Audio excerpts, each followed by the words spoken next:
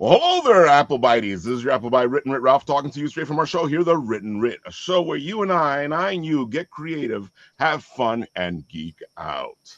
Today we have a cataclysm of people joining us, and we're about to have some major fun geeking out and finding out what these people are up to. And it looks great, folks, and I can't wait till you see all the beautiful stuff they have planned. And I hear they might premiere something for you fans out there. Cool.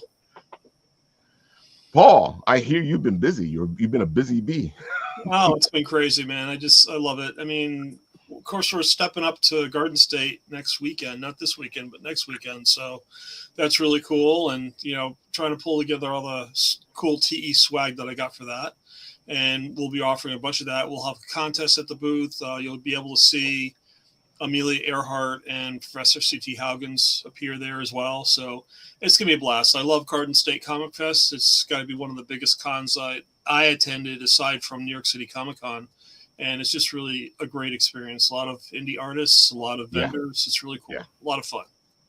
Definitely. We love Garden State Comic Fest. It's always a blast. Of course, is in Cody Arena this year in New Jersey. And I got to say, I like it in Cody Arena because I can actually just take mass transit to get there. Yeah, it's really easy to get to by train, and they have a shuttle that comes from the station, so much easier than Morristown in a lot of ways. And it's a nicer venue too. It's newer, and it's got air conditioning, so it's a great place. It's wide. I mean, the aisles are wide too, so you don't have to worry about bumping into a lot of people if it gets crowded. It's really a good event. I always like when it's hot because it's a hockey rink. It's so cold and That's true. It could be hot next week, and you'll never know. We'll see. It's New Jersey, so. Yep, New Jersey. JJ's asking, New Jersey, right? I'm like, yep, New Jersey. Yep. Yeah, folks, if you get a chance, head out to New Jersey. Check out Garden State Comic Fest. It is in the Cody Arena. Easy to get to. It is an amazing experience. A lot of cosplay, a lot of comics, video games. It has everything for everybody. It's one of those cons that is actually a con for everybody. And with that, we'll jump right into this because, I'm excited, Paul. I got to tell you, these guys have done some great stuff. I'm impressed by all the things they've put together. And I want everybody to hear about what they've been up to. So who is going to step forward and give us the spiel? Hi. My name is Caden Walls. I'm co-founder and co-owner of Cataclysm Comics. I have co-written one book that we've actually released and has physical copies dropping soon, called Black Gravity. And with that, we essentially have a love for making indie comic books and getting them to be well recognized among, a lot of other popular books. We really want to go to the next level, and the other people who are in here are some awesome members of the team. I gotta say, right away, the covers really stood out when I was just checking out all the covers when you guys sent me all the information. I was like, these are beautiful covers. Oh, thank you. With Black Gravity, it's actually a homage to what the character is based off of. I'm a huge Green Lantern fan. So Green Lantern Far Sector, it's a homage to that cover, which I really love that cover that they released for it. So, what a better way to really get the feel of the cosmic world of Black Gravity is with a Green Lantern cover. I agree. It does show it off really well, and it looks beautiful, as you guys can see right there. And dude, this website, I gotta say, like I've seen some guys who have been doing this for a while, and their website does not look this pretty. That's also a me thing. As you can see, I'm mainly a designer on the team. As well, of course, being co-founder and co-owner of the company. I'm more of the graphic design person. You're doing a good job. But I can see that you guys work as a team because you guys keep saying it as a team, which is important because we've also seen a lot of people come on, and you sit there and you go, "Oh, this is a team." Yeah, something we've spent a lot of time trying to properly develop is how to work as a team. And so like we always tell people that our staff, it runs more like a professional group chat than it is a bunch of like stingy stuff. We spend a lot of time trying to make sure that not only is everybody doing work and like producing content, but that everybody feels like they have someone to talk to about their content and like share, because first and foremost we're all friends in a business together, and so that's a very important part, is working together as a team. And it is. We talk about this a lot here on the show, especially when you're making comics. When you're doing anything, you need to make sure that the people you're working with work well with you. It's one of those things you need to look out at. And I know I when I was starting off early on in the comics, I thought you would just pick an artist and do a project. But sometimes what you need to do is figure out if the artist is good for the project before you even decide to bring in the artist. And that's me talking as a writer. And that's actually very true.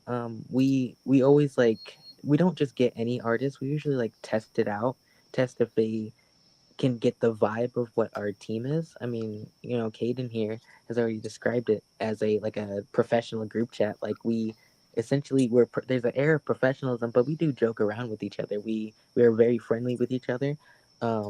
It's a very business casual kind of staff that we have, and we love our staff so much.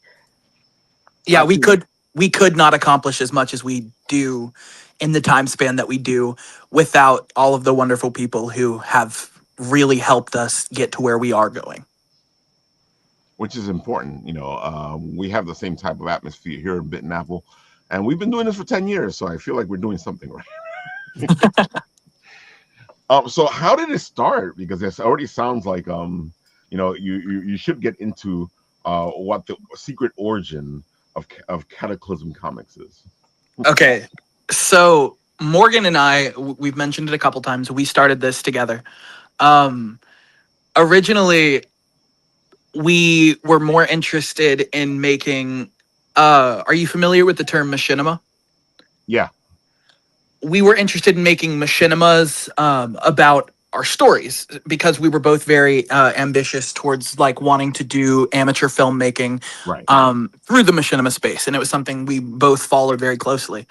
But feeling limited by some people in the community, but also the abilities that we actually were able to use for our content, and the fact that Morgan and I's friendship was very much developed on our love for superheroes already.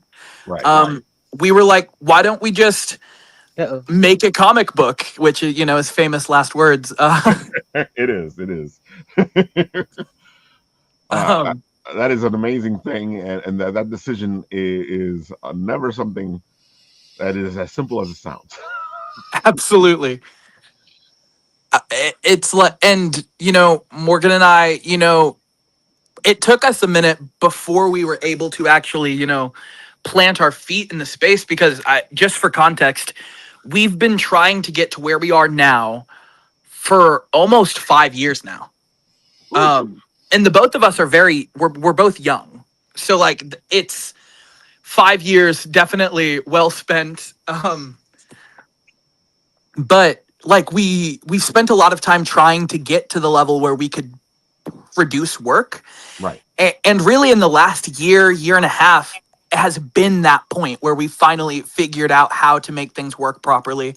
Where we figured out where we stand in the space, proper networking. Because like we were saying earlier, it's never as simple as it sounds. If it was all just make the story you love, there'd be a lot more people who do it.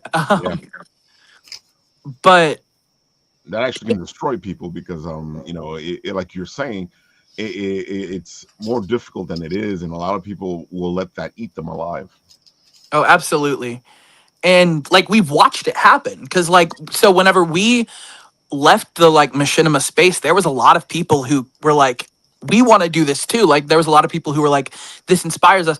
And I can't think of any of them that have actually stuck with it as long as we have, that we've known in that space, because it's not easy. Like, no shame to those people for not Exactly. Yeah. being able to do it, but it's not easy. So yeah, a lot of this just comes down to Morgan and I's love for comic books already. We're both huge comic book fans, Especially um, DC. especially DC, and wanting to, also having problems with the comic book industry. That was one of the core things that we started with as comic book fans, was going, okay, we feel like industry level comic books have become action figures just getting slammed together, at least 90% of the time. And as someone, my favorite comic book of all time is like The Watchmen. So it's like I love themed medium. If you can like find a pinpoint theme in the story you're telling. And so we wanted to kind of revitalize that air within the space by like through Cataclysm Comics. And so, through a bunch of different iterations, a bunch of different names, a bunch of different logos, here we are.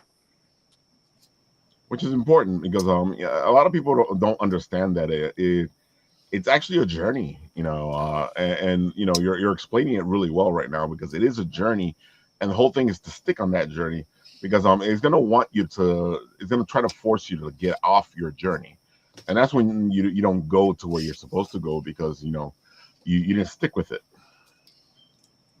Absolutely. I gotta say, I'm impressed. You guys have a solid team going. All this stuff looks really good. I've seen the covers that you have, and they all look really good. We really strive to have art, like really good art. Not saying like other indie companies don't have like good art, but like we're very artist in front, very artist in mind company. We actually like our sort of marketing is geared towards artists as well. We're really trying to get that artist market theming wise. And I think a lot of it comes down to like we've spent a lot of time we've taken a lot of time to make sure that anyone who is on our team is someone that we can tell wants it, because a lot of people want it, but there's a difference between wanting it and having the capability to take it.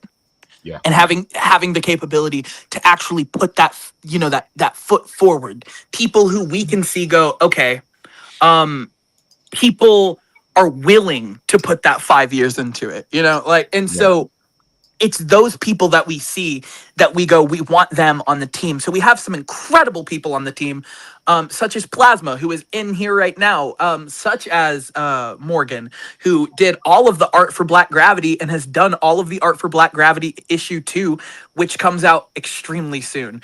Plasma, who did all of like 80 pages of the upcoming Voltage one shot. We have LH Arts and Works is another person that we work with who has done incredible cover art and is working on their own project, Terra Nova. And these are people who are not just going, I want to make something, but I will make something. And I mean, the way we actually ended up here is through one of the people on our team. JJ, who's in the chat, is an incredible member of the Cataclysm team and has done amazing things for our marketing, for being able to get us out there, and is an incredible storyteller and artist. And it's like we could not do what we do as comfortably as we do it without this amazing team that we have like handpicked for people who really want this.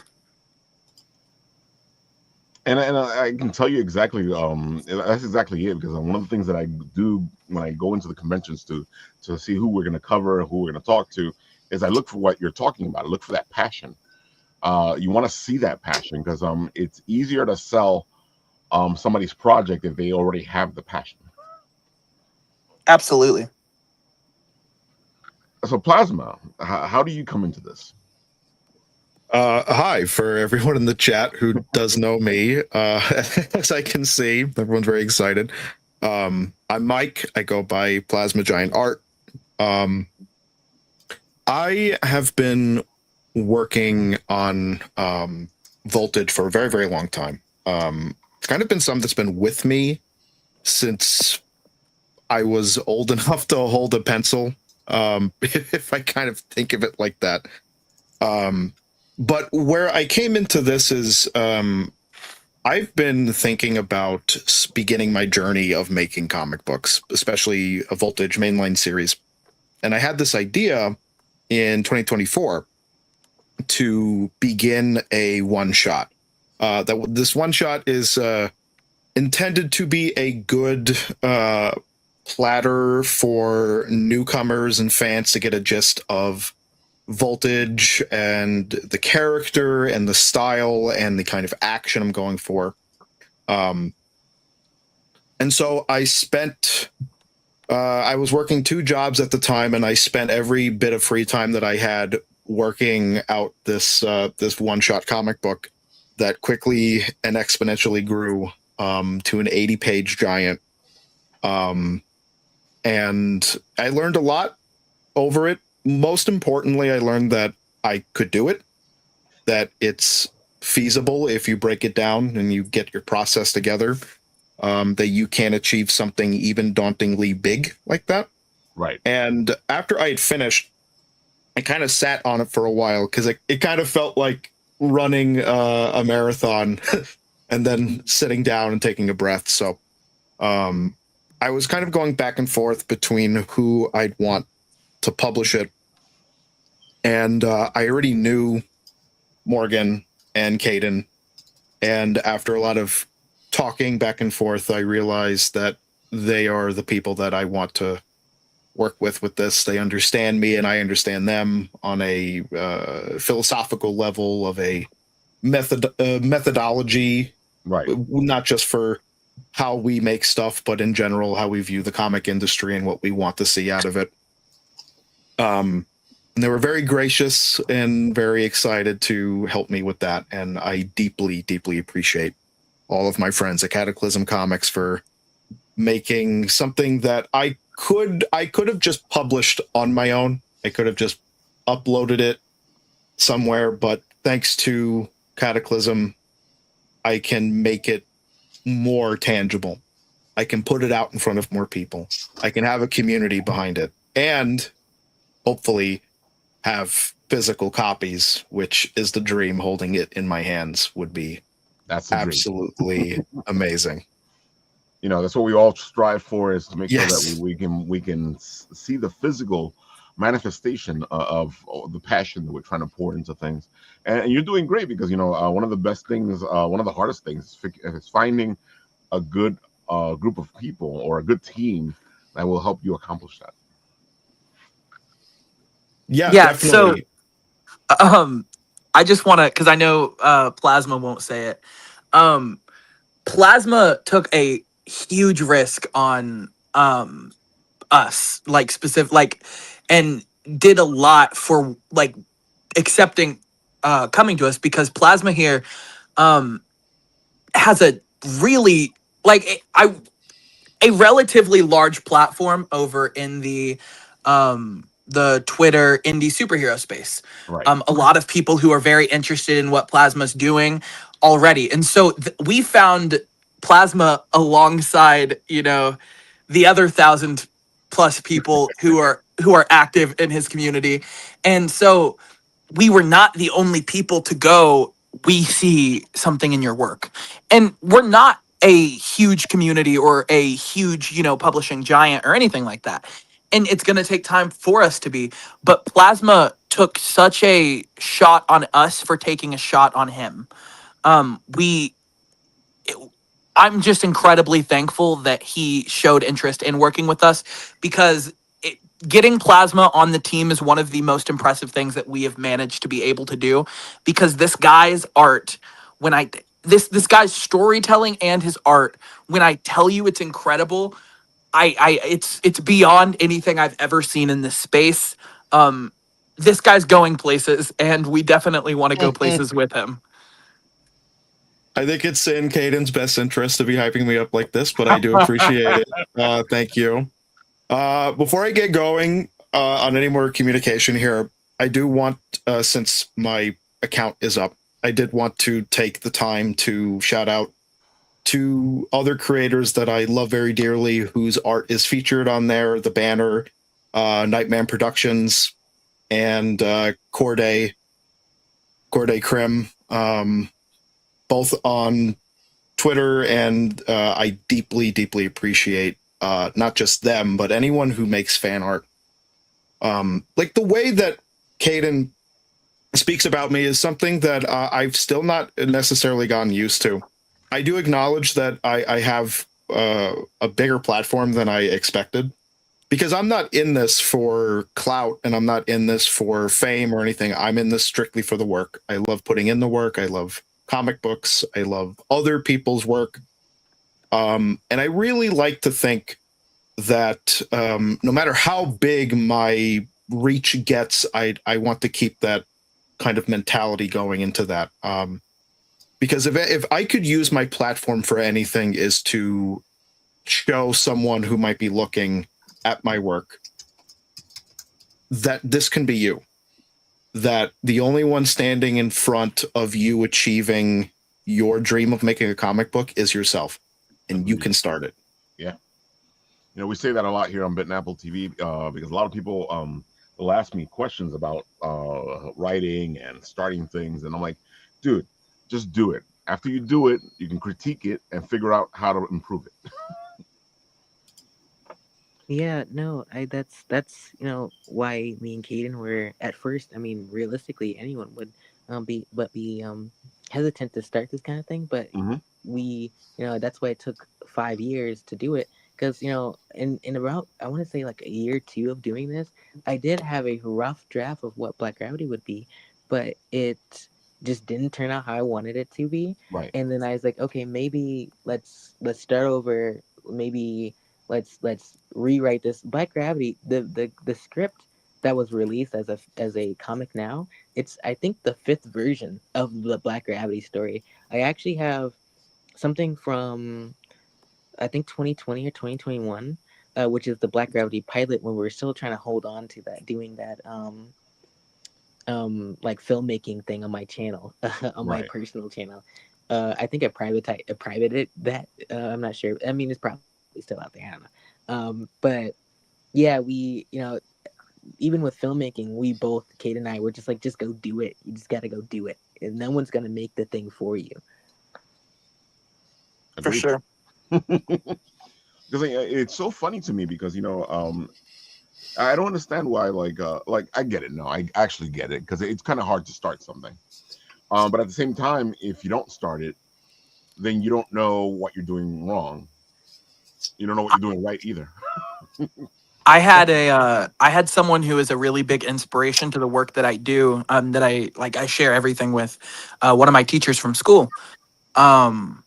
They were my teacher in a film class, and they said something that sticks with me through any medium that I work in, and it was essentially along the lines of the difference between someone who makes television and someone who makes television is one of them actually makes it. Exactly. And that's something that I apply to a lot of, because it's like everybody everybody has an idea. Everybody has something that they want to do. Right. And there's so much value in just taking that step forward and doing it, because there's nothing more respectable than taking that step. Agreed. And it's scary, and you got to get out of your comfort zone to do it. But until you do it, you don't know what you need to do, which is what the important thing is. You need to figure out what you need to do in order to move forward. You can't move forward without moving forward. Most definitely. I like with my art, one of the biggest things, the wrong with the original version of the Black Gravity script, or well, comic, was more so the art. I didn't really like how the art was turning out. Right. So since then, I've been training myself. I draw every day, just in a sketchbook. And that's, as you see from a profile picture, my other artwork, and even the comic, that you see that my art is like definitely improved from something like, I don't know, from like last year. My art keeps evolving. And that's how it should be. And I like telling artists, because I know a lot of people don't do it. I like telling artists when I can see improvement in their art, because what ends up happening is most of the times people will tell an artist if it sucks, They will never say like, "Oh my God, you've improved so much," which any artist needs to hear, because it shows that you're moving forward in a good direction. Definitely. Yeah, folks, tell your artists they're doing good. Come on. Yeah, definitely. We love to hear it. When it came to the one shot, I'd like, because so people will message me. I have lots of friends who are in the process of making their books or having ideas of plans, as they say, to make the comic. I feel like there's a lot that does get in the way, because you come into these projects, especially with a lot of expectations about what you want the book to be and what you want people to observe the book to be, and also in some ways yourself as a creator. Especially with like social media kind of allowing a certain kind of consumption, especially with this particular industry and medium. I feel like it's not about how you draw.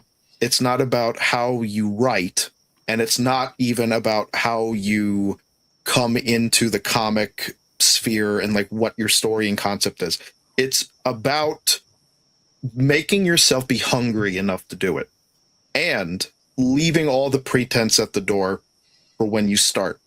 And my advice to anyone out there watching this, either live or recorded after the fact, is when you want to get yourself in the right headspace, you have to trick your brain into making it not seem like the most important thing on earth. The work should not be more important than the making of the work, if that makes sense. Which is why my inspiration for the creation of the one shot in the way that I did it is I love when mangaka and other like very, very indie creators make one shots, something that is of dubious canon, potentially that could be decanonized later, not mainline. Right. Because people start with a number one. Usually when they have an idea and they go, I want to make my character issue number one.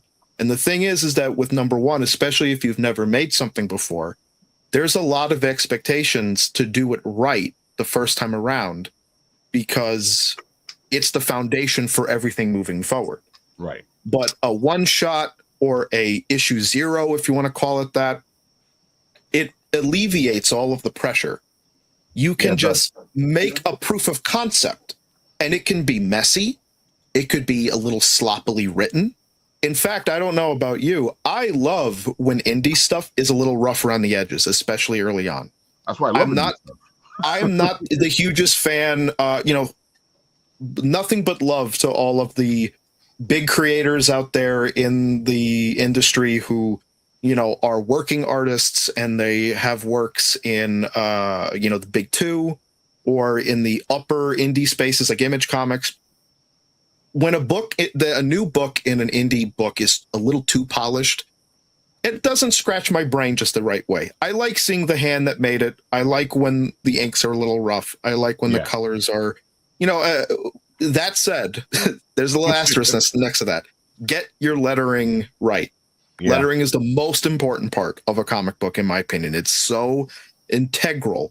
It's the audio track to a movie. If you have a beautiful cinematography movie with terrible audio, it's going to be unpalatable to watch. And in that way, letters so important. But in general, like letting your shoulders relax and just having fun with it, do a proof of concept. It's a good way to gauge how people might react to it. And I also think it's okay if you realize that comics themselves isn't exactly what you'd want to do, because it is a lot of work. You got to be hungry to do it. I agree. And that's why I adore Caden and Morgan and Liz and JJ and all the creators at Cataclysm, and all of my other friends at I was going to say Prodigy Comics. Also, I'm shouting them out too. Big friends of mine and the rest of us. They are passionate creators. They have a hunger to create. They have a hunger to create and make stuff for people to read and to see the positive change that that they want to see for the industry. And again, it's all the pretense. I'm not going to name names, but I feel like there is a lot of people in the indie space that come at it through, I want to get into film. I want to, God forbid, get involved in the culture war in some way. Bad news right there. Don't ever make comics to try and push something like that. You know what I'm saying? Oh, you should be doing it for the work, for yourself. It should be something you want people to see. It should be a story you stand behind. And always be earnest. Always let your passion show, even if it's a little messy. And I will support your book 100%. Completely agree with you. You know, and you're right. What ends up happening is, but you know, everybody has the right to be in comics or in indie for the reason they want to be in it. But it does change what you are creating when you're in it for a different reason, or a reason like you want to make money. Right. And I feel like the audience can tell, the readers can tell when you're doing it for clout or for money, or you're trying to grow into a more, quote, like respected media space like film or television or anything like that. I think the readers can tell, even if they can't articulate it. I think they can pick up on how earnest you as a creator are being. And that's why I love micro indie books, as I call them. Like, I love people on Twitter with $300-400 like followers, 10 followers. Those people are doing it for the passion. They're doing it for the love of the game. I am addicted to that. So everyone out there that does that, love you for that. I hate to tell people this, but like if you're in it for the money, this is the wrong thing to do for a while. Right. Psychotic even to believe that. At least JJ admits, I do stuff for money, but I make it funny. Oh my God. So why don't we stop teasing them and show them the special little thing that you guys have Absolutely. So for everybody who in here who is interested, JJ in the chat spent a lot of time making a official trailer for the upcoming Voltage one shot. And technically it drops with the Kickstarter tomorrow, but you guys who are on here are going to get to see the first peek at the Voltage one shot, which means I need everyone to remain calm. Yeah, gotta calm down. Yeah. Oh yeah. Also, he brushed past it. The Kickstarter is tomorrow, so please keep your eyes open for that. Yeah. Keep your pockets full. Keep your pockets full. Yeah. But yeah, let's do it, guys. I agree. Let's get this going. All right. I think you need to back it up a little bit.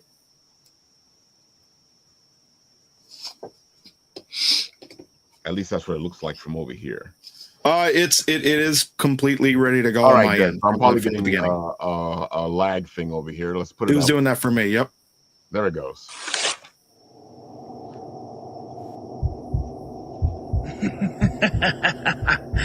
I gotcha, freak.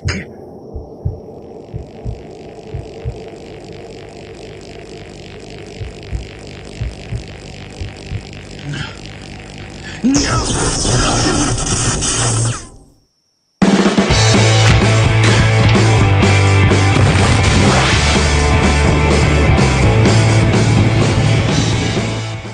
My name is Sal Vasquez. I am 29 years old, and for reasons I don't know, I've been gifted with incredible powers. Powers that make me like the fictional heroes I've looked up to my whole life.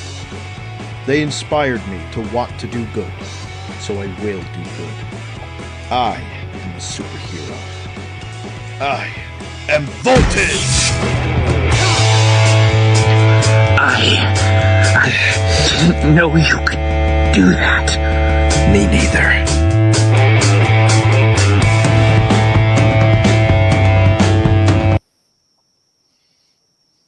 I gotta say, I love the me neither. Okay, I need a Kickstarter link. Let's go. Come on. That is a great video for your Kickstarter. I gotta say, we see a lot of videos here for Kickstarters, and yeah, that looks fantastic. Great job. And it Man. Looks half, awesome. half of it comes. So just to give credit where credit's due, half of this is due to JJ in the chat being incredible. And the other half of it is due to the incredible artwork in this book. I mean, seriously, like it looks so good. I'm so excited to show it off. Like, I think I'm so proud of this book. I can see why it looks amazing. Thank you so much, guys. I'm smiling ear to ear. You can't see it, but I am blushing. Thank you. It's nice to see also it in motion, because that was something that I prioritized very early on, was very strong composition and thumbnailing and movement of characters, and what Caden's saying, like making it kind of easy almost to create a visual representation in motion of the characters and how they punch and how they move. I am very proud of how the book looks and how I executed at all levels for it. So I am very, very happy, and I'm very proud to show it off to people, and I can't wait to see people react to it and get their hands on it. I know I am. I'm very excited to get my hands on it. I gotta say, I love the fact that you're actually making a superhero book. Because these days there are very few superhero books. If you understand what I'm saying.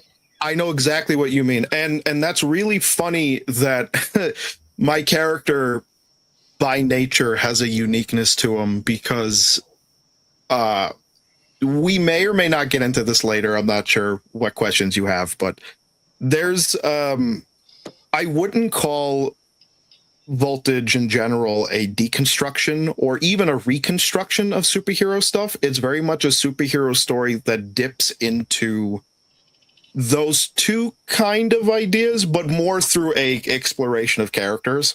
And I'm a big fan of interpersonal character work and the way that they react to situations. And I come at this at a high concept setup with a very low concept and specific character interaction relationship that I enjoy out of comic books. I gotta say, from what you were saying before, I can see that you're doing exactly what you're saying. The story seems to be this hero's story, and then we might throw some stuff in there, but basically we're doing the story. We're not making this about the stuff. It's more about the story, which is very important, because these days everybody wants to do it about the stuff. Right. When you make especially a specific genre piece like Cape Comics, there's like how do I put this? There's a lack of restraint. Yeah.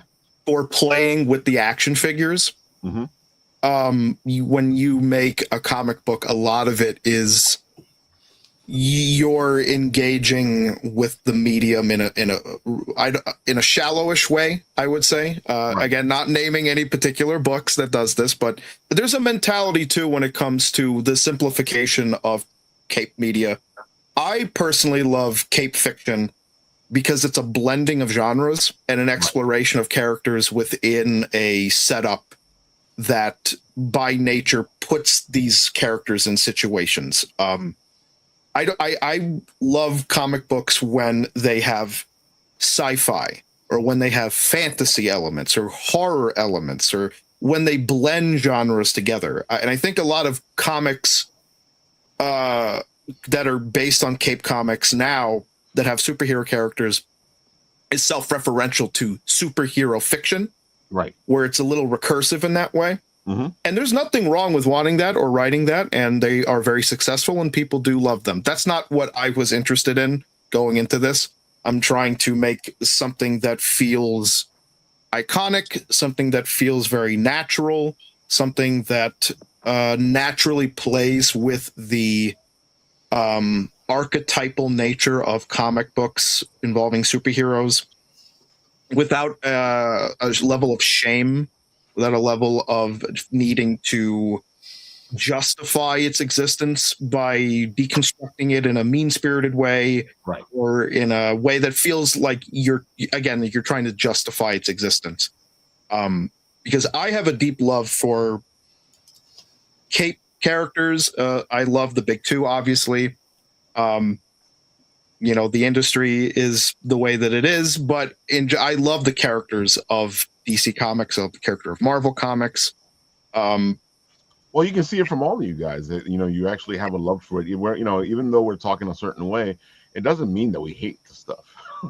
Personally, if I was to make an observation, I think a bad mentality when you're a micro creator that's trying to make cape comics is having a level of reverence for popular intellectual characters in a way that you feel you are below them, and you have to either, again, justify being in conversation with them or put them before you. I make Voltage like he's being published by DC Comics in a way that doesn't feel like you're so nervous about going up the bat with Batman or Superman or Spider-Man, because yes, the industry is by nature competitive, and they are your competition, but you can use that to your advantage, especially when you're making stuff that doesn't have the expectation of it being a giant thing. You can tap into the reader's imaginations and things that they know and archetypes, and you can twist all of that around to make something new that will make something iconic and earnest. Again, I am not the biggest fan of comics that feel embarrassed to be about the comic and instead feels like it needs to justify itself in some other way. Right. If Cataclysm, as with our goals of publishing, is anything, we are not afraid to be making superhero comics. We have we have such a love for superheroes in a world where I feel like people conceptually love superheroes, or they spend so much time just hating superheroes, but they still want to make superhero content. And I'm just like, why are you doing this to yourself? One of the core pieces of why we do what we do is because, so I mentioned earlier this, we can't stand this just action figures slamming into each other, but the other half of that is I can't stand this we're gonna deconstruct what it means to be a suit. I'm tired of these Garth Ennis brainchilds. These people spending so much time trying to be Mark Millar that it burns through the content that they're making. In a really, just personally as a reader, I can't stand reading it. I love. Call it intellectual in a juvenile way, where you're kind of taking these things that you feel are juvenile, and you see lots of creators, especially over the last 20, 30 years, that have done proper deconstructions of the genre and characters and all these things. But because you're not coming at it from an actual idea, you're just... Your idea is, I want to do Watchmen again. I want to do The Boys again. I want to do Invincible again. That's not exactly an idea, and you have to actually have something to say. Because, say what you will about any of those creators or any of those books, they had an idea and what they wanted to say. So, in general, this is not just a comic thing. This is anyone making anything. Please have an idea and stick with it. Be confident in what you're saying. They're all trying to be Alan Moore, but Alan Moore was making fun of the industry. Yes, and also Alan Moore and Garth Ennis as well. They had relationships with their experience in the industry that is personal. Yep. And I can tell when you're making something because you are appropriating someone's personal anger towards the industry and how they were treated as your own when you didn't experience it. I agree. Yeah. but that you can see as you read Watchmen, you can tell that Alan Moore is making a statement. Yeah. And you can tell Alan Moore used to love superheroes. Oh, like definitely. you can You can tell, tell Alan Moore still loves superheroes. Yeah. you can see what exactly made Alan Moore bitter Oh, and yeah. reasonably so, as opposed to I want to make a deconstruction, but it's not deconstructing anything. One of the things because one of the things I love to ask people a lot is like, what inspired you? Like what is the basis of why you do what you do, right? And there's a couple things that I don't understand how it can be your inspiration. Like if there's a lot of people, I'll be like, okay, you want to make a superhero story, and that's wonderful. I love superheroes. But whenever I ask you what your inspirations are and you tell me it's Invincible, I love Invincible as much as the next guy, but Invincible is just its inspirations. It is Yeah. like, to its point, it is made to be a compilation of other inspirations. You can't make a good quality story on the basis of being inspired by something that's entire point is being inspired by something. I am going to do something that majority of people working, well, not people working there, but the big two itself, the position they take. I'm encouraging you to read comic books, to actually read things, to actually watch things, to be inspired by things instead of taking on, taking inside these works that are referential to things. And that's not invalidating at all these pieces of work. If you are a huge fan of Invincible, that is a perfectly great comic book that is very much built on the backs of things that it's referencing by nature. If you want to be inspired by Invincible, I encourage you to look into what inspired its creation and to read that. And you will most likely find yourself imagining or conceptualizing a new idea that is in conversation with the thing you like, that isn't recursively taking that thing that you like and doing it again. Yeah. Because even if you're inspired by something, you don't have to do the same thing over again. No, it is easy to fall into that trap. It is. Yeah, it is. Like for me, I made the observation that I have not done fan art since 2021 or 22. Right. And there's nothing wrong with people that make fan art. It's a very successful way to get fans and to show your love for stuff. I think it's a trap if you find yourself so stuck in doing things or showing your love for other things. Because I'll tell you this, I love Spider-Man. I love when you draw Spider-Man. I love, Superman when you draw them, Batman. I love your thing equally. Yeah. And I know you yourself might not believe that, because you're like, how could someone love my character that I made on a napkin when I was 15 as much as Batman? People do, and I do. It's so funny though that you're saying that, because those characters started off the same way. Exactly. When Batman started off, it wasn't Batman. It was these two guys. Let's do Batman, and then it was same thing with Superman. Let's do this guy. He leaps, and he wasn't even flying at the time. So you can see how things evolve. If it'd be okay, I'd love to talk about what exactly, how we plan to publish. Yeah, go for it. Because I think it has something to do with how this is set up. If you could go back to the website, there's some good information and stuff to show off there too. But essentially, this started off as Morgan and I wanting to tell our stories, right? The reality of it is, whenever you have so many stories and so many ideas in your head, eventually you need a team, and you need just this world building that you do. And so we have Cataclysm through that. We've developed a team. But what happens whenever you have a team of 10 creators who, yes, they want to help with your project, yes, they want to they love your project, but these 10 creators have their own projects. Plasma has his own projects. And so a lot of the time we feel like in the industry there's a trap towards this, because there's this natural idea that, okay, if I do this work for them, maybe they'll show me support while I do this work for me. Right. And that's such a long time expectation.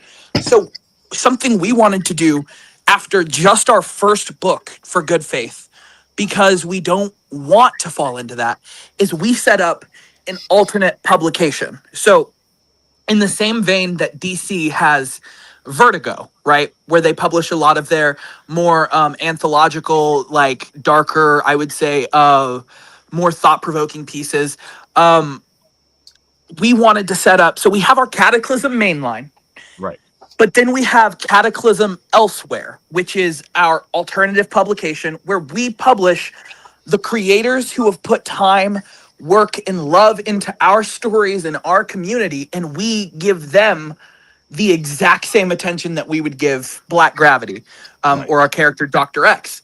Because we, first and foremost, we just want to see indie creators thrive while we thrive. And so if you go towards the bottom of the website, it shows off some of our books that we have coming soon. It should be on the, I think you can click learn more with about our company. No, I think it's the comics part. I think. Sorry, Your I'm putting excuse to look through this website, which is very, very well done. So There we go. yeah, so I So, started like, off- this that's shows off- the main one. this shows off some of our characters. You know, we have Black Gravity, which has a finished book. We have Unstoppable Comet, which has a finished script and is in production. We have Dr. X, which is almost done. That's my baby. That's my brainchild. Dr. X is everything that I love in the world. It is my tribute to, noir comic books, like superhero cape shit, like... It's my love for, thought-provoking media. We have Terra Nova, which that's in our Elsewhere publication. So if you scroll down there, it will bring you to Cataclysm Elsewhere. Not every story needs to fit into the timeline. Not every world needs to either. And so this shows you exactly, if you click Take Me Elsewhere, it shows you these stories that we are loving and that we are showing support for, such as, Voltage, which... is our newest one. Like, we've put so much, we want to give equal platform to these creators who are in this other space. And so right now we have Terra Nova, we have Voltage, we have another book that is in the production phase. It's pre-production that we picked up, which is called Enforce. So it's not on the website yet because it's pre-production, but we have script in development, and we are actually doing this. And I feel like this goes to show that we are not trying to fall into the same space as, Big Two, but we're also not just trying to be Image. Right. We don't want to Yeah, just... we're not gonna be another Image. And so that's why we have these... I like to refer to them as twin publications, because any platforming, any networking, any marketing, any love that we show, any podcast, anything, we show 100% the exact same love and community towards our Elsewhere books as we do our mainline books. And we always will, because we specifically scout out the talent that we want on our Elsewhere. So it's like, we get an amazing creator with us, so we want to show them off. And so I feel like that is how we differ from some of these other publications that are in development. We're just as much about ourselves as we are about our team. That's Going very back cool. to that, like, we're just very artist focused. We, like, as you see, like, our website shows up a lot of art. We're really trying to invoke that feeling that we're not trying to be Image. We're not trying to be the Big Two either. We're trying to be, like, very our own space, focused on art and creators. I tell a lot of people, I get asked by a lot of people what makes us different from every other indie platform in the comic book space. And the only difference I can ever come up with is that we are not content to just being in conversation for work as good as any other indie projects. We want to essentially we want another indie boom such as the early 2000s that did spark Image. Yep. But we don't want it on the basis of being Image. We want it on the basis of Image got that because they were unlike anything else at the time. Exactly. And so we want to be unlike anything else at the time. And so with that, it is why I tell everybody in this room, it's why I will tell everybody on our platforms, anybody who listens, I will tell them we are going to be the most well-respected publication of this generation. We are the future of comic books, and that is why you should definitely donate all your money into our Kickstarters. Exactly. Do you see why I felt compelled? Because that's a pitch, man. That's a level really of good confidence that I love to hear. And what's really great is Caden's really good at kind of moving things along and setting me up for this. He's a great co-host. I think me and him should do a podcast or something. I agree. That's also You a guys kiss of got death some to good say that. energy. When it comes to Elsewhere is great because it makes me feel like I'm able to tell my own story. And the thing is, me and Morgan and Caden have all talked about this. There's a they're in conversation. Just because they do not share continuity, they do share a lot of connective tissue in Right. like I began this this conversation with methodology, philosophy involving the industry, how we treat genres. They're all in conversation with each other, especially with Black Gravity. I would say that Voltage is very much in conversation. But also, shout out to Liz. Liz is still here, I believe, on YouTube, the YouTube comments.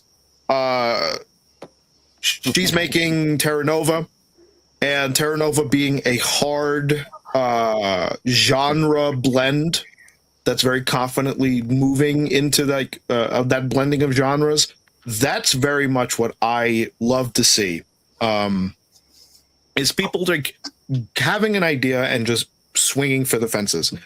And like I said, I love that from a lot of other people in this scene too. But Cataclysm, I feel like I really click with everybody here, and I'm very happy that I get to be a part of the family. I gotta say, we're looking at this image right now, and I keep thinking this will be a great cover.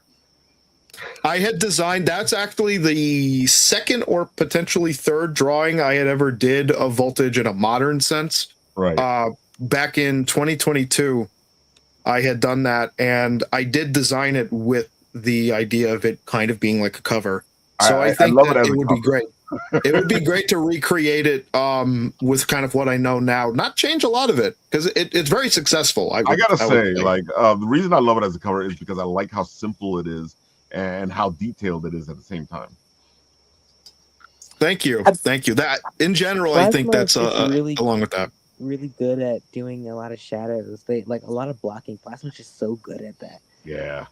In this entire conversation, I'm just now realizing, have we showed you guys the official cover for Voltage issue 1? Because it's incredible.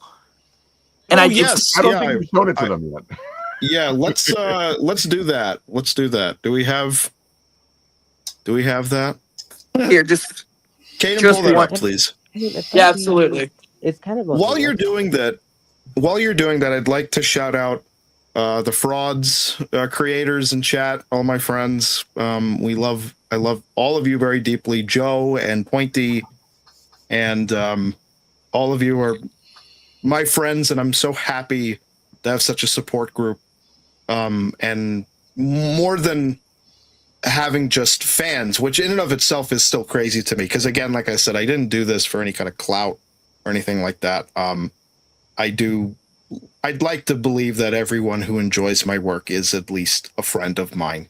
And I do love you all very much. I should probably put that in the comic when it gets printed. A very big thank you. I have such I'm very humbled about that, and because again, Voltage has been something with me for a very long time, and it did go through a reinvention.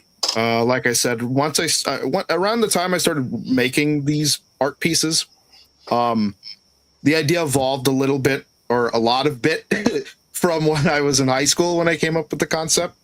As it should. And now I definitely, I feel lucky. I feel very lucky because I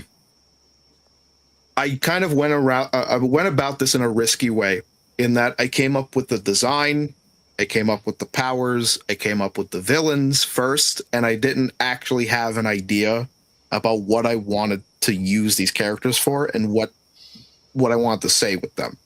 And I was very thankful that around like 2022, when my account was beginning to grow and I wanted to shift focus back into this character, I realized I did have like a miraculous kind of epiphany of an idea that I'm very excited to move forward with and make more Voltage comics, the mainline story, which for anyone who will read the one shot, I am, even though I did design it from a standpoint of like not having hard continuity, I relaxed my shoulders a bit. There is nothing in it that necessarily breaks anything.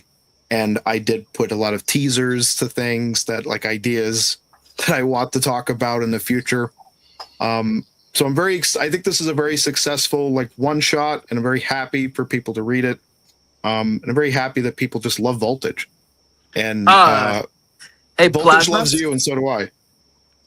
Plasma, I wasn't able to share on Discord because the DPI. So I sent it to you on Instagram. You sent it to me on Instagram. I do have the full one. Can I? Because I'm at my computer. Can I just use that? Yeah, absolutely. Sure. Okay. Well, let's.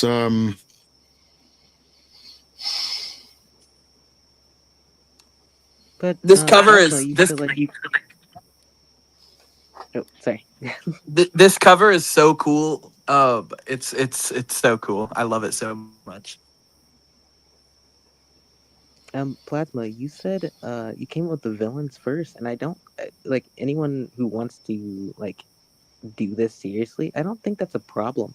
I think a lot of people, when they want to make a story, from because I also give tips on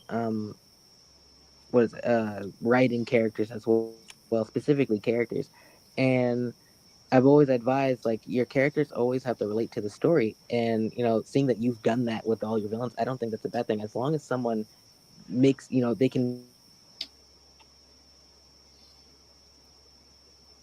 I think we lost then Morgan. goes into the character or the Mm. story. I think it's much better. I agree. I agree. I agree with that. I also believe that as someone who did say that, I can stick with what I said, if just for the fact that I had a good amount of villains when I was a teenager, when I was drawing them in my math notebook instead of doing math homework. A lot of them had to be scrapped. I'm lucky that the main villain was able to be recontextualized. Hold on, like I think we're good. I don't remember, Caden. Did we like the one with my name on the bottom or on the top? So I have the one on the top. We went with it on the top. On the top. Okay, so I'm gonna add this in.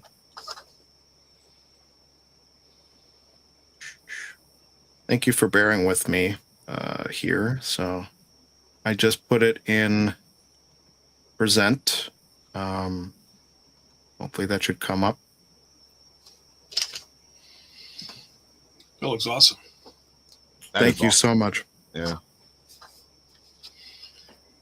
Ralph, do you have the link to the Kickstarter? Not that I'm putting my nasal voice Oh in. no, they don't have the link yet.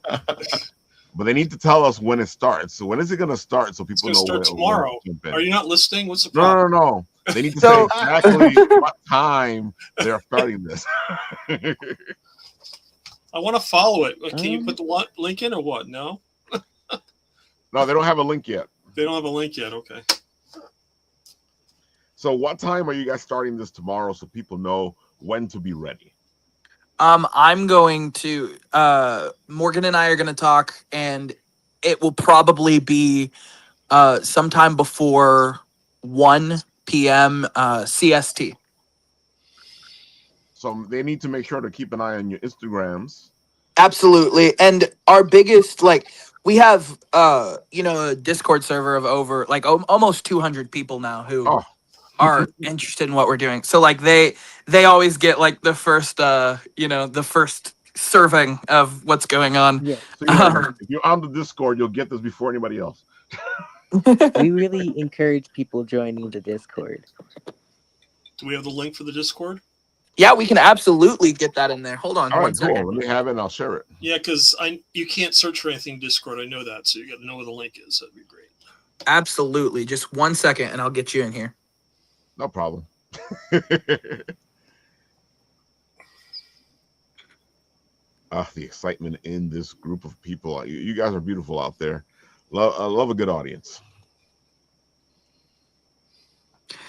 Yeah, I tell you, you can't like there is no you don't find them this passionate about what we do. It's incredible to me. It is. It's amazing. Like I was telling you in the green room, it's always good when you can have a following like this before you have all your stuff out, because that means that these guys will be hungry and you guys will be giving to them what they want. Yeah, see, we love comics. We love comics. It's not so it gave me the ability to send in links earlier whenever we were in the green room. It's not currently giving me the ability to. Interesting. Send me the link. I believe I can try. All right, yeah, I'll send it to good old Plasma. Thank you. Did you have any questions for me about like the comic itself? Because I'm happy to discuss anything about that. Well, I feel like you're answering your own question. If you feel like the audience needs to know, then you should tell the audience. Well, Voltage is a superhero, and he has a big lightning bolt on his chest, and he does some stuff in this comic book, and I think that's pretty cool. You should probably consider buying it. That'd be really nice. He's kind of like Superman if he was blue. I guess less blue if you think about it. Well, remember, Superman was blue at one time. And he had lightning powers. He did. That was an inspiration in my mind going into it when I was a teenager, when I initially conceptualized this character. Yeah, I remember there was like Superman Blue and Superman Red. I like Superman Blue and Red. I don't know. I thought that's a cool concept. I love that era. Yeah. So many people were bitching and complaining about it. It's really funny, yeah. I bought it anyway. Doesn't matter. That's why you were like talking about the deconstruction thing of superheroes. Like, why would you want to deconstruct superheroes? They're so silly. They're inherently silly and campy, and that's so fun. As a Green Lantern fan, it's something that like I really hate looking at some recent Green Lantern stuff. Yeah, no, like something that so Dr. X is one of our upcomings. The entire script's finished. All the pencils are done. It's in the final stage of its inking and coloring, lettering, all that stuff. Something, because I wrote that book by myself, something that I really approached with it was this idea of, I want this to feel like a modern look at picking up a character's first ever issue. Right. Because I love an origin story as much as the next guy, right? I love it. It's very superhero-y. But there is nothing like your first issue of Batman where it throws you into this world and it's like you get, half a page maybe explaining Bruce Wayne as a character. And it's just seeing how it used to be. Exactly. And it's like, so something I very much with Dr. X was like, you might see him without his mask one time in this entire, 35-page book. And it's like, even then it's like engulfed in chat. You're just with the superhero in the book. Like there is, And so obviously, yeah, I'll touch on his storyline and his like origins and stuff like that. But there's something special about a first issue for a character, Yeah. just giving you this world unapologetically. There is no like no preliminary or pre-reading, because all your big names didn't start with a long origin story because they had to gain popularity before they got any sort of ability to hold a series. Spider-Man with Amazing Fantasy, he didn't get a whole volume to explain his origin story until after he got everyone interested with Amazing Fantasy, that random issue of Amazing Fantasy. But Which that's how I you be think like is you used to really start a poetic. series. Go ahead, Morgan. Oh, I think it's really poetic that like our two mainline characters, they both start in two opposite ways. Like Caden said, like Dr. X, you get like a short little origin or like very little because that's how like old comics were. But then like with Black Gravity, um, you get the most of the issue is just Morrow, the main character, just living as a normal person, and then at the end they get powers, and then you get to see Yeah. how their reaction is in the rest of the series. Yeah, and like a basis of what Cataclysm is like we formed it going, okay, people are looking for different things in comic books. Some people are looking for this slice of life with a little bit of cape shit. Sorry, pardon my language. Uh You're the first one We to do cursed it. ages ago. Actually, the comment section cursed way before any of us. Because they're naughty. Voltage fans, they I don't know. I love all my Voltage fans, Voltage but fans they are are something else. animals. I mean, it's my fault. I cultivated this, and that's okay. We love you for it. but like It. we started this with the intention of going, okay, some people want to look at this, world of capes with a little bit of explanation, and some people want, the next episode of, your favorite slice of life with some superhero content in there. And so we have both. It's why people should read our books, is because we have something for every fan of the superhero genre. Mhm. Except for the overly edgy slop. We don't have that. But We mostly make fun of that stuff, actually. All right, so everybody needs to find you guys, especially because the Kickstarter kicks off tomorrow. Where can they find you guys? Give them the information so that they can go looking for you. definitely stay active over on our Twitter, which I shared, the Clism Comics official. Um, do you have the Discord? I think it was shared in the chat. Yeah, I shared it With in the chat because Okay, it cool. won't pop up on this computer for me. It'll only tell me that I need to start an account. Oh, that's weird. Okay. No, it makes sense because I don't have an account on this computer. I gotcha. So definitely join the Discord. That's like the number one way to like. We are so active there. Whether we're talking comic books or we're playing games with each other, like it is the best way to stay active with Cataclysm Comics altogether. We have our Instagram. We have our TikTok, which is Cataclysm Comics. Oh, Like Oh, Yep. there you go. we've been there we able go. to, There we we've go. been able to we've been able to keep it with our domain names, and so you can find all upcoming information at cataclysmcomics.com. Um, But uh, we are mostly active in our Discord. Like we answer questions there all the time. yeah, like someone just said in the chat, Cataclysm Discord is the best comic book space ever. We love talking with our community in there about just We random just be stuff. Yeah, we go in like public VCs a lot. That's like the number one way to like cultivate a community a lot of the time. Absolutely, we do have a YouTube account. Let me double check that we have the right name. Um, Actually, I think I can. Hold on. Oh I yeah, bet you. That is where the Black Rabbit soundtrack. I did make a soundtrack for the comic. Oh, dang, I That like is that. there. Well, I commissioned a friend to do it, but there is a official soundtrack that not many people know about. I always like reading my comics with some good music. You really Good get the music sense makes of comics better. all my inspirations in that soundtrack, such as Green Lantern, a lot of Power Rangers. Like Black Rowdy's the main theme is very Power Rangers like. It was the guy who drew Chairman. I commented from the Cataclysm Comics YouTube account. So that's another way to keep up to date with what we're doing. Right. We are currently publishing through Global Comics, which you already have pulled up.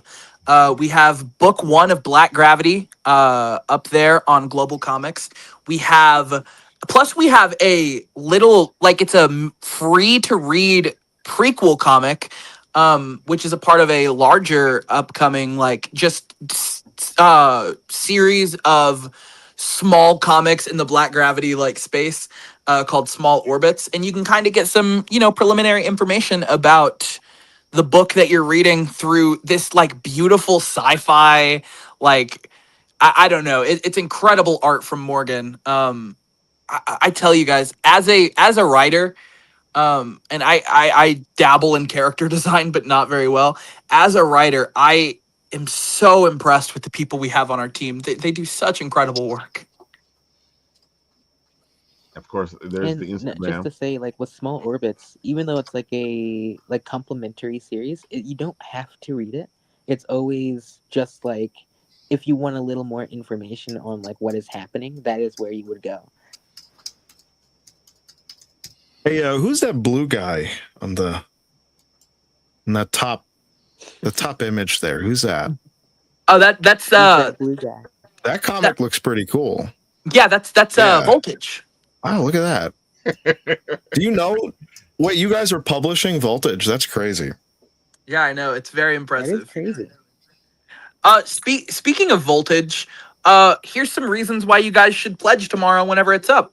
And why? So 1, digital PDF. 2, prints. 3, sticker sheets. Okay. We have stickers. We have sticker sheets. Yes. Woo, stickers. We have stickers designed by Plasma himself, that are really cool that I can't show you guys yet because it's a surprise. And because if you pledge, it becomes 100% more likely that we get more Voltage content.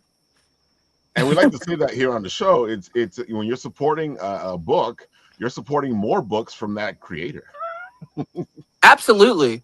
And I basically, my plan for this pledge stuff is I'm just going to keep telling Plasma to make you guys really cool content for pledging, and you guys are going to pledge more, and then we're going to get really cool more content. It's a infinite loop. Please, I'm on my hands and knees begging, please, oh please. I got tears in my eyes. I do have very big plans for Voltage, because I'm doing the thing that is the biggest trap for anyone who makes Cape Comics. I have 100 issues in my mind plus of like all these arcs and all these stories. I'm like so excited to get that going, get that started. I have Voltage #1 in the works, so we are moving forward on that. It is funny how I would say it's a little different from the one shot, although it is, again, it's all one kind of presentation. So like for me, when I create, I to kind of get into my methodology here, I want to kind of blend the positives of a lot of influences that I enjoy, Western and Eastern comic artists, kind of like blending and marrying these kinds of something that feels a little old school, because I've gotten a lot of compliments that it feels very 90s Image or you can like feel that, Valiant. like, that's what I was already saying, that you have the superhero feel to it, and it's that 90s superhero feel. Thank you. Also marrying like the kind of energy and kinetic like posing and all that from like mangaka, as well as like contemporary artists like Daniel Warren Johnson, who's a big inspiration. I could list all these artists that I love, but I try to marry like very older kind of school artists like Frank Miller or John Romita Jr. and Sr., John Buscema. You have all like those kinds of artists, and then you have like new characters or new artists in the working field right now. I love taking inspiration from people and kind of rolling it into my execution. And with that in mind, I want to take a kind of a Voltage. The main book will be very much a about reflection. It's very thoughtful about being in one's thoughts. So big inspiration for what you might expect. I'm a huge fan of Brian Michael Bendis's Ultimate Spider-Man. So there's a lot of that in there. Because I did a comic, it's on my Twitter, which by the way is at Plasma Giant Art, if you wanted to go support me there. It was called, in the end of the day, it was called The Lesson, that I had named it. And it's a great kind of showcase of what I'm trying to go for, which is when I have action, I love heavy movement, big, bold poses, motion lines, very like energetic and weighty action that makes you feel it. Don't even bother looking it up in there. It's so buried with memes. I'm very bad with that. Like, I'm just throwing them where they can go. Yes, please, I'm not going to help them out. Fair enough. Yeah, that's a little fun treat for all the fans who got to work for it. But when you do short, like small, like calmer stuff, I love very like anxious, almost like stage play, like realism in the characters. So this book is going to be very much a reflection of Sal Vasquez and how he deals with being a superhero in what is ostensibly the real world. And I would like to explore how the real world would change or stay the same in some ways, and how they would push back against this revolutionary, with love and with hope, in a way that feels very timeless. I would say it's very much in conversation with what I like out of Superman stuff. Right. Also, like Sal is a very interesting character to me because I designed him in a way where he's very much he's a Clark Kent kind of character, but he isn't like Clark Kent. You know, he's very much like a real guy who loves superhero comics. So he is someone who has taken in his whole life the lessons and the kind of mentality from superheroism from comics that he reads. Like so us. There's like what's that? He's like us. Yo, yes, yeah, but most certainly, because that's the pitch. I would say that's the pitch. My pitch is, what if you are someone out there that is, you know, going through life, doing your best. You're a little bit of a flawed guy because everyone's flawed, but you're doing your best. But you love Superman, you love comic books, you kind of like have that inside of you. And what if you woke up as Superman? Like in real life. I know it's like this is a premise that I feel like a lot of books do, of like, what if superheroes were real in the real world? This is very much like not a pastiche of life. This is not me taking my grievances out on the world. This is very much a natural exploration of, if you woke up as Superman, how does your life change? Are you ready to be Superman for the world? Is the world ready for a Superman? and all the stuff that would come with that. Oh, good question. I'm trying to handle this with a certain naturalism, but also it's the changing out of the guards, if you will. It's the old world holding on, especially my desire to tell the story has only deepened with the state of the world right now, with the state of our culture and the economy and how everything is very tense. Right. I want to tell this story about the kind of systems at play that keep us where we are, and a man getting the power to disengage from it. And where a lot of people, I would say, for better or for worse, maybe not maliciously doing it, would pull the ladder up.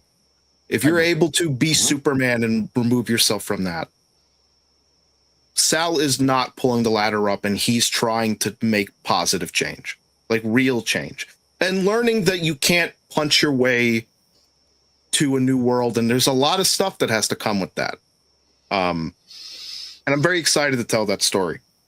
JJ's like, I love Voltage, but I'm also getting tired, so I gotta go. I understand. I appreciate you being here, man. Yeah. I want to say, because I know it's getting late for everybody.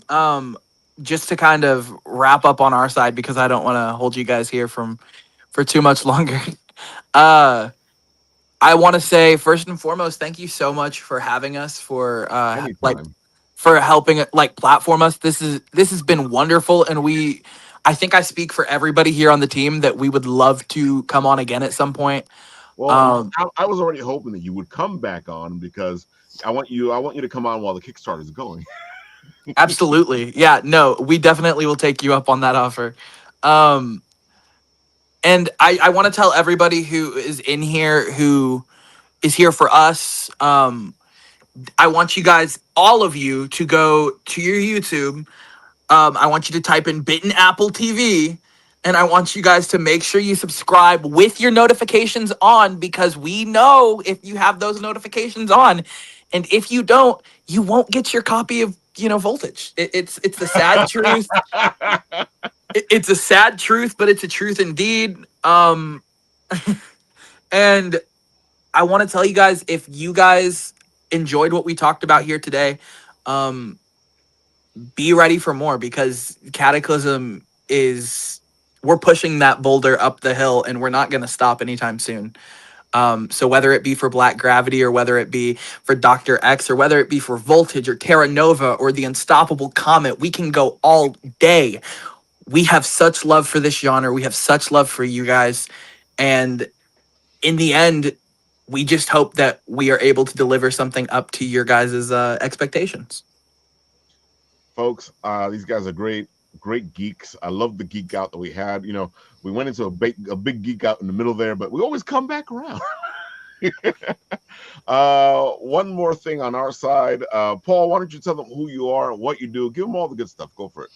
Thanks, Rafael. So I'm Paul Hebert. I'm the creator and founder of Time Enforcers, which is a video game, role-playing, digital comic, and just a learning experience that makes learning history fun.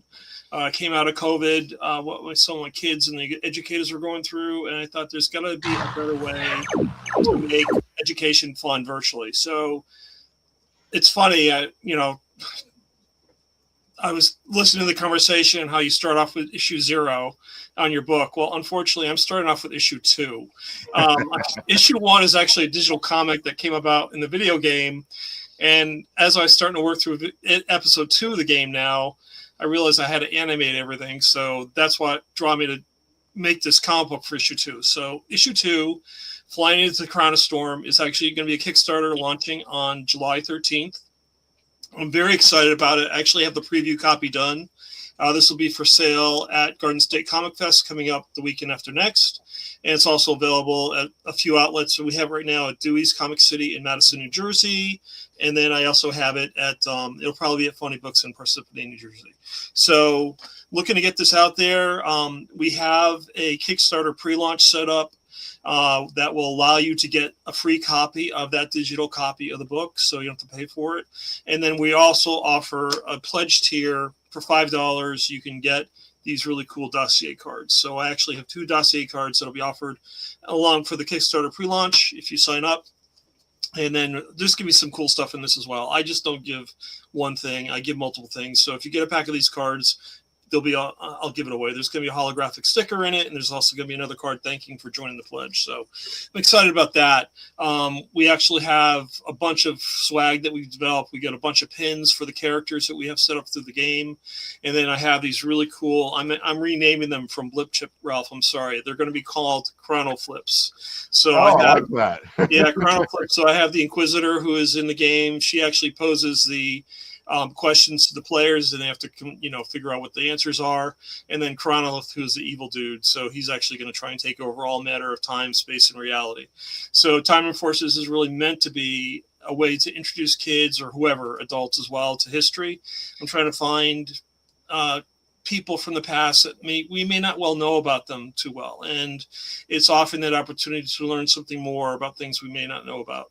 And that's what I love about this whole project, is doing the research, finding out who these people were, and then bringing it into a game where it's a game and a comic actually that's going to be fun. And it's meant to distort reality, distort time, but have some fun as we go along the way. So it's been a passion of mine to get this going. I started it in 2020. The game episode 1 is available in the App Store. So if you have a Mac, PC, Android, or iOS, you can play it for a couple bucks. I like it. I have fun with it. And episode 2 is actually looking really, really cool. Kick ass. Sorry, we always swore already, so I can do it now. And so it's actually, you'd be flying Amelia Earhart's plane in a Galaga experience. And so I'm really anxious to get back to that. But I got a couple projects to get out of the way first. One is this comic book for episode 2. And the second is going to be a tabletop role-playing game that I'll be doing a Kickstarter for that as well in the fall. So having a blast. I wish I had a company like you, Caden, because I got so many ideas and no talent to finish it for me. That's the problem. But I'm having a great time doing it. So it's really a lot of fun. If you could support the Kickstarter, I would greatly appreciate it. Trying to get on board just to make this goal pledge easy, so I don't have to worry about marketing during the campaign. I really want to focus on other things, and that'd be really cool. So Yeah, I just want to say, We love comics.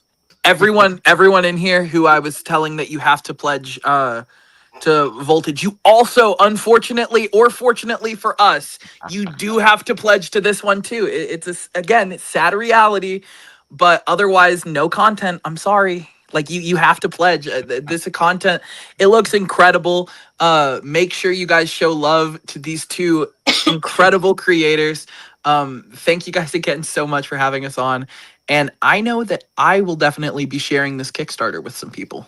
Awesome. Me as well. Yeah. I greatly appreciate that. This is a passion project of mine. I love it. I think, ultimately it's to make a education framework for schools. And I'm in the process of doing that now. I have it scaled out, but it's going to be available for 5th to 10th graders. It's really bringing back the basics learning. It's not just AI. It's not just tech. It's actually getting kids to do journaling on a daily basis, do research, and then pull that research together, come together as a group and collaborate and do a presentation. And it's done in a gamified way where it makes it fun and interesting for the kids to do it, as opposed to like learning boring dates that don't mean anything to anybody, and just having an experience where they actually have a good time learning while they're doing it. So that's really the ultimate goal, is to get this out there and then really make this an education platform for students, which is what I'm ultimately looking to do. So That's so cool. thanks. Oh yeah. Yeah, the comic is actually based on Universal Design for Learning. It's called UDL, and my wife, who's works with kids with disabilities at Fairleigh Dickinson University, she is my education consultant. We're working together to make sure that we make this as inclusive and diverse as possible for kids. Ultimately, I like to see this translated in different languages, because I'm by myself, I can only do so much, but I can see a Spanish, I can see, a French, easily different versions that could, really bridge the gap between cultures, because ultimately this is really what it's all about, is understanding the cultures where people come from, breaking down the ignorances and bigotry, and realizing everyone's different. It's okay to celebrate our differences and realize that it's okay. Just, live life and have fun. And that's really the ultimate goal of this project. So Have fun, folks. And of course, I wanted to bring this up because Father's Day is Sunday. This would make a great Father's Day gift for a lot of people. This is a great book. I've read the whole series already because I got a preview of the whole thing. I'm just going to play the video and let it talk for itself. Oh, cool. Phil made his goal. That's awesome. Meet Bruce Rogers, a 75-year-old Vietnam veteran who's spending his twilight years living with his son, daughter-in-law, and 12-year-old granddaughter, Melody. Bruce and his son have a strange relationship that has never been resolved. Melody is the light of Bruce's life, as they've formed a bond that never grew between him and his son, Craig. When a threat to Bruce's family arises, this old man must decide what he's willing to do in order to keep his family safe. What would you do? What would you sacrifice for the sake of your family?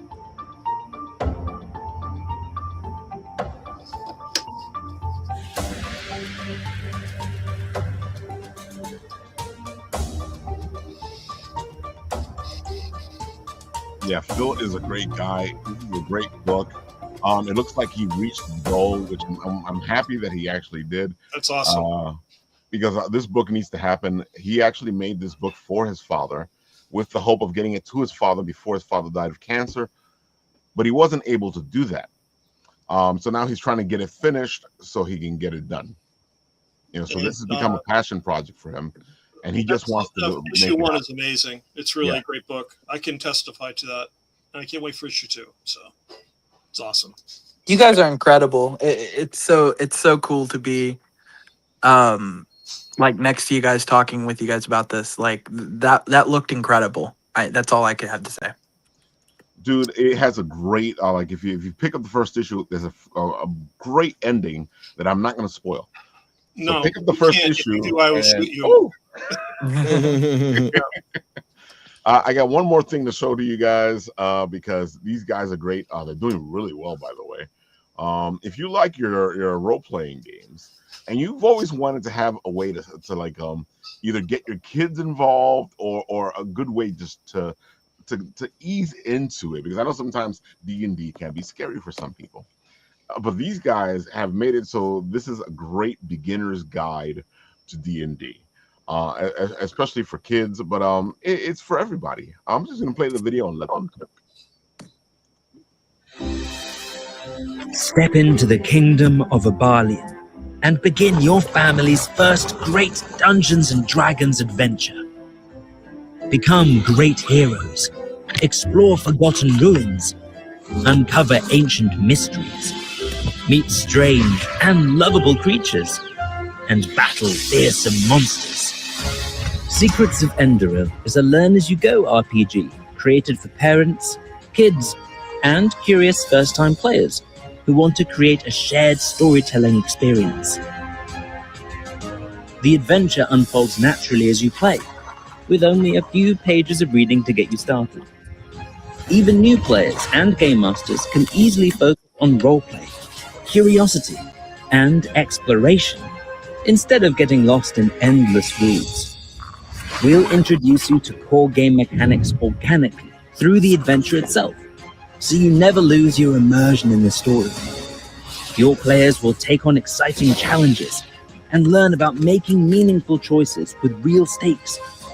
We've carefully balanced this with a fail-forward style of play that rewards creativity instead of punishing mistakes or unlucky rolls. And by the time your first adventure comes to an end, it feels like the beginning of many more stories still waiting to be told. Together. Gather your party. Your story starts now. The Adventure Guide. Secrets of Enderil. Adventurers, you know your quest. Go do it.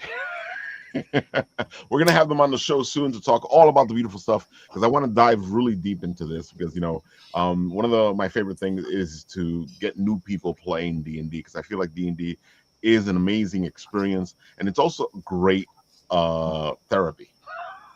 I'm a DM. I understand. Oh, definitely. So I'm a DM as well. And one of my favorite things is always that people go, I'm playing this character, but this character is nothing like me. Oh, I have to beg people, please do that. Please. That's what I'm looking for. It always bugs me out when they say, this character is nothing like me. You're sitting there going, okay, yeah, sure.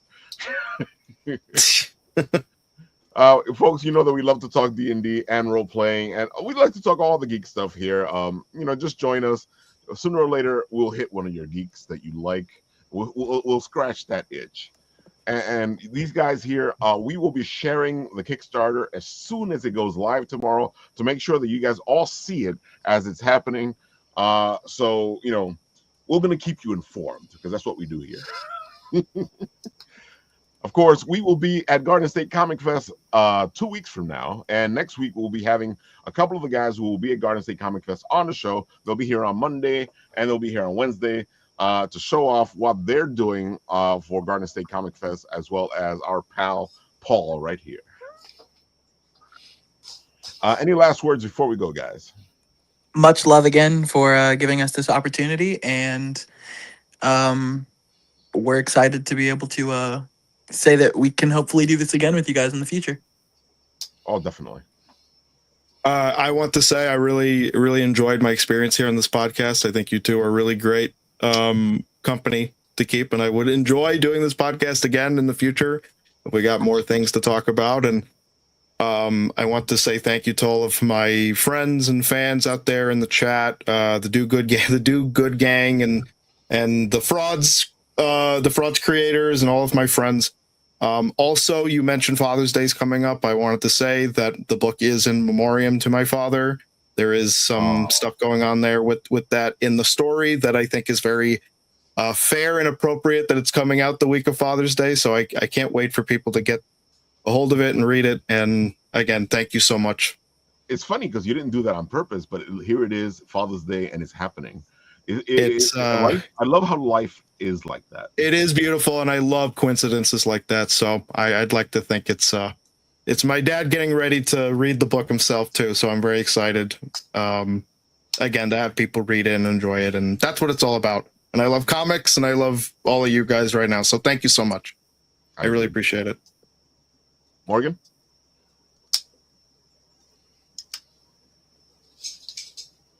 I don't really have any final words. I gotta say, like, I love the community for turning out, even if they're voltage stands. We love them. We love them so much.